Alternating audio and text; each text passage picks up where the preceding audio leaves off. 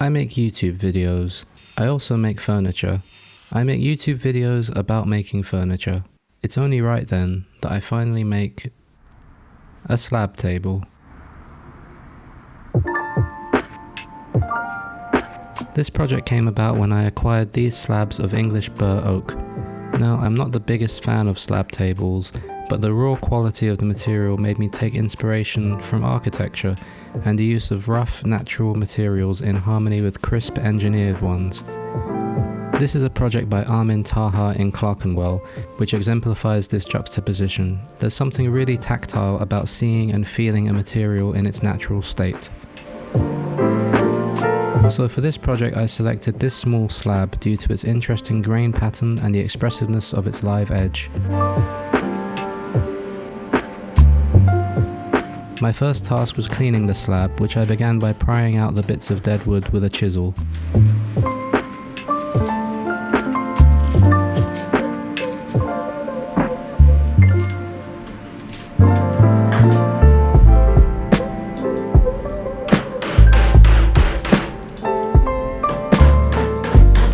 I've got to say, cleaning the slab was one of the more satisfying things I've done in woodworking so far.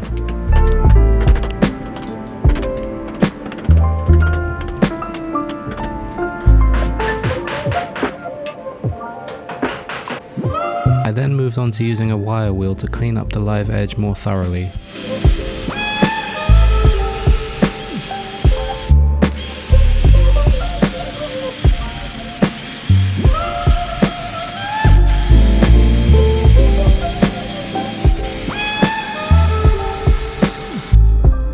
One issue I noticed was a pretty large crack on one end, so my plan was to route in some splines to prevent any further opening.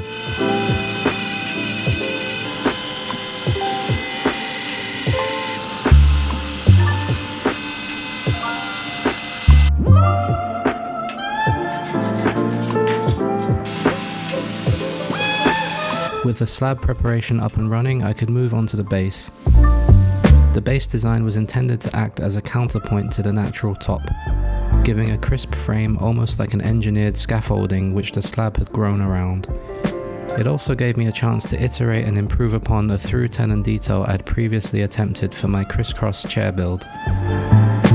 Again, I'm using oak for the base so that the materiality is holistic throughout the piece, almost as if both contrasting geometries of the table could have come from the same tree. Previously, when using dowels, I've always had an issue with keeping them square, so this time I cut out some plywood squares to attach to the ends, so I always had a reference of the dowel's orientation.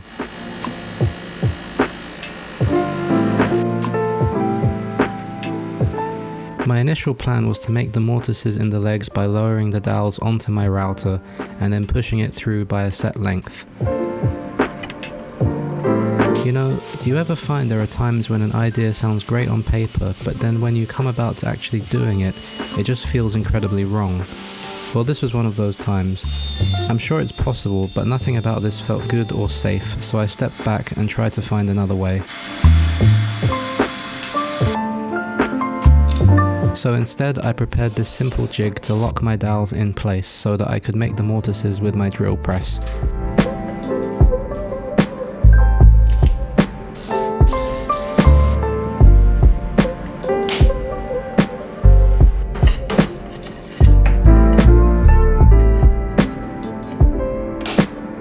Using a spacer, I could set where the two end cuts of the mortise would be, and using a brad point bit, I could drill these out very cleanly.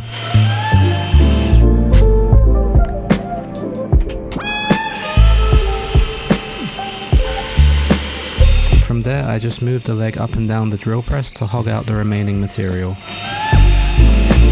I ended up with something like this, and using the sanding attachment for my multi-tool, I could sand the sides of the mortise flat. I also tried chiseling, but this was slightly less successful. In any case, I ended up with pretty good mortises. Then, moving my jig further down and rotating the leg 90 degrees, I could drill in the holes for the lower stretchers.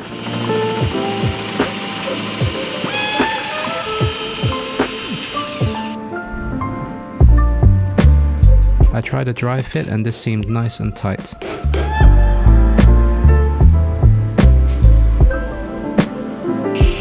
you're still watching by this point, I kinda get the feeling you're enjoying the content on this channel, and if so, please consider subscribing. It doesn't cost anything and helps out the channel hugely. Thank you.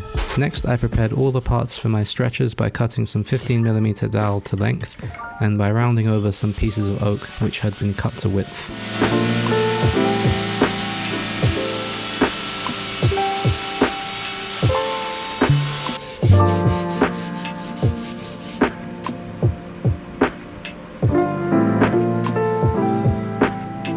With all the parts ready, I broke out the miter saw and cut everything to length, including the legs. This wouldn't be the final length, but it was just to get everything in a more manageable working size.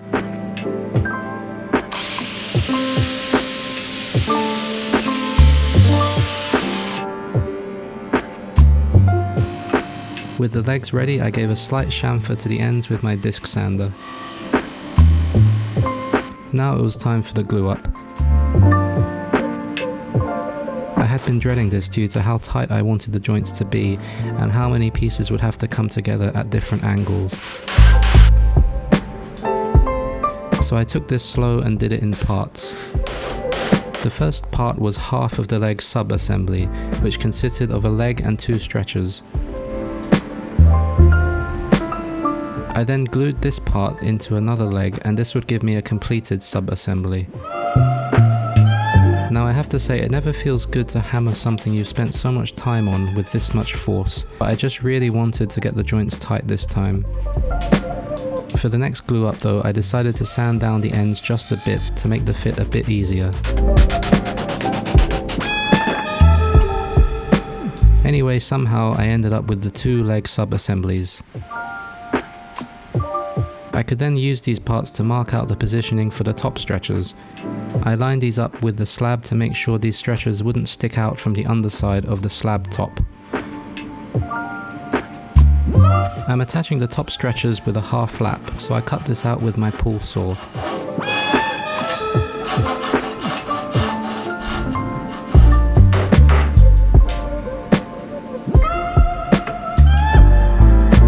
Next came the task of gluing the 2 leg ends together via the middle stretcher, and I thought using a clamp could help here.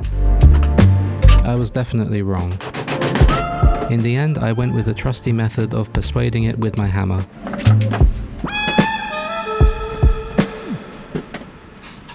With the hardest part completed, I just needed to glue in the top stretchers, which was far more sedate by comparison.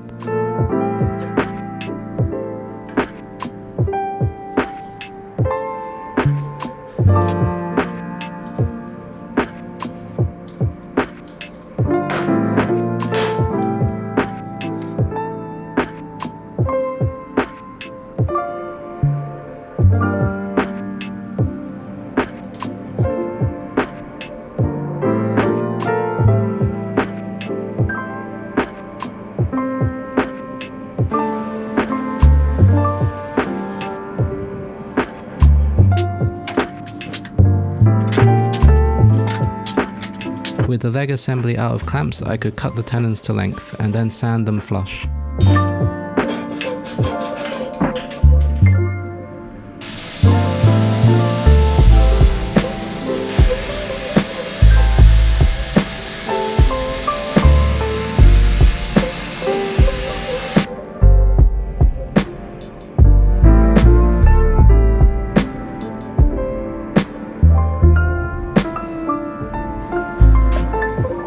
Coming back to the slab, I still needed to remove the sharper points of the live edge.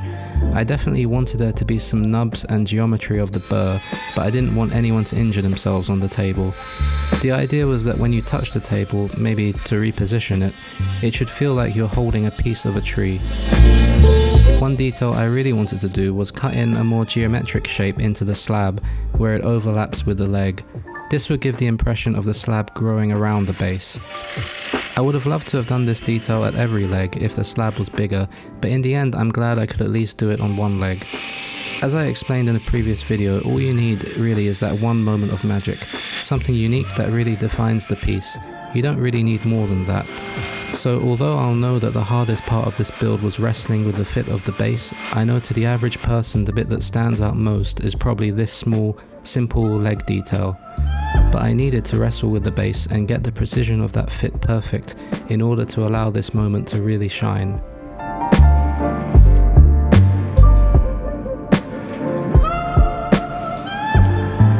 Next I cut the slab to its final length.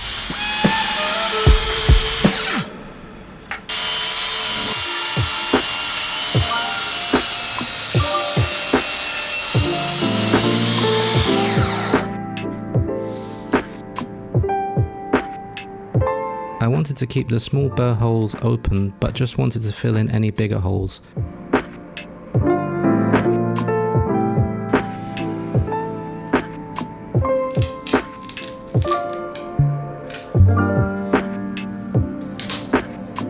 For the harder to reach holes, I used some CA glue.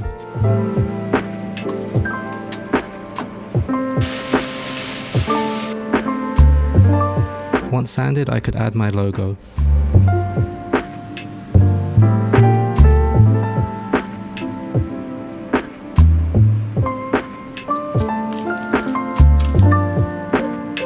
To attach the top to the base, I used figure 8 fasteners as I was worried about the movement of the slab relative to the base.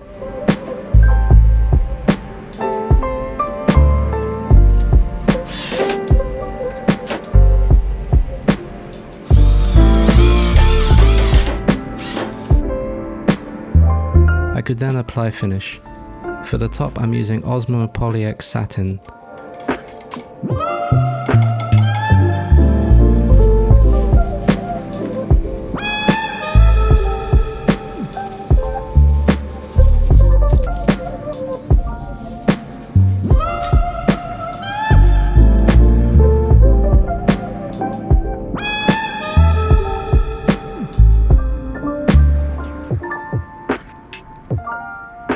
This looked great and highlighted all the special details of the wood.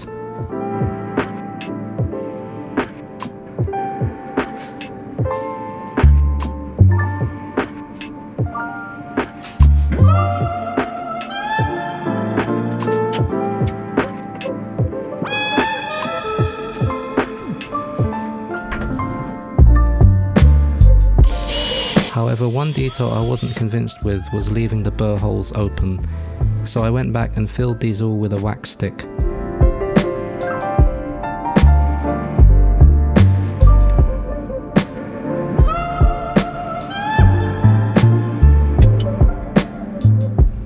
This took a while and was quite worrying as it looked like a complete mess at first, but it was nothing a little sanding couldn't rectify.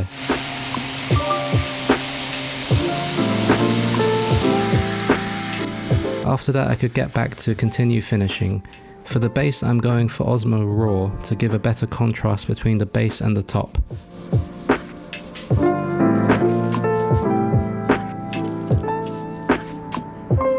I also then added another coat of the satin to the top.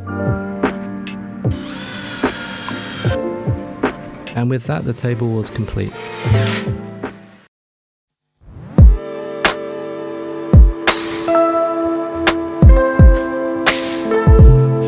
Wood is a natural material. It comes in all shapes and forms. With this piece, I tried to celebrate those individualities while at the same time making an attempt to conform something natural into something as designed and engineered as a piece of furniture.